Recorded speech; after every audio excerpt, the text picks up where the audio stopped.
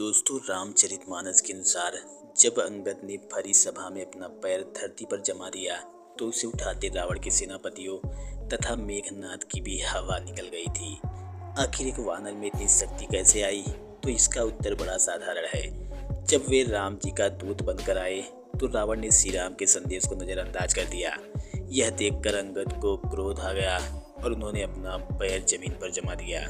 उन्होंने रावण के सभी सेनापतियों को चुनौती देते हुए कहा कि यदि कोई मेरा यह पैर हटाने में सफल हो गया तो श्री राम अपनी हार स्वीकार कर लेंगे और वापस अयोध्या लौट जाएंगे।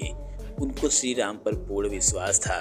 उन्हें स्मरण था कि न तो प्रभु श्री राम वापस लौटेंगे और न ही उनके पैर को हिलने देंगे।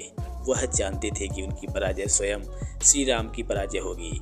राम जी के प्रति उनकी आस्था से ही प्रोत्साहित होकर उन्होंने वहां अपना पैर जमाया था और राम जी के आशीर्वाद से ही उनका पैर कोई हिला तक नहीं पाया। सभी राक्षसों के असफल होने पर जब रावण पैर उठाने के लिए आगे बढ़ा तो उन्होंने पैर हटा लिया और रावण वहीं पर गिर पड़ा।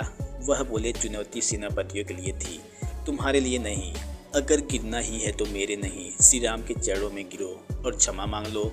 उनके कठोर वचन सुनकर राक्षस राज अत्यंत क्रुद्ध हुआ और अपने मंत्रियों से बोला, इस दुर्बुद्धि वानर को पकड़कर मार डालो। तभी 4 भयंकर राक्षसों ने अंगद को पकड़ लिया।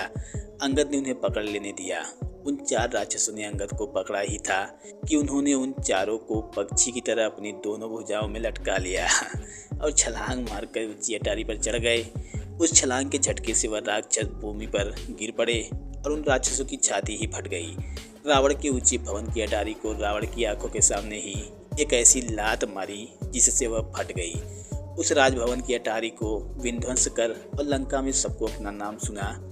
आकाश मार्ग से श्री रामचंद्र के पास वापस वह पहुंच गए।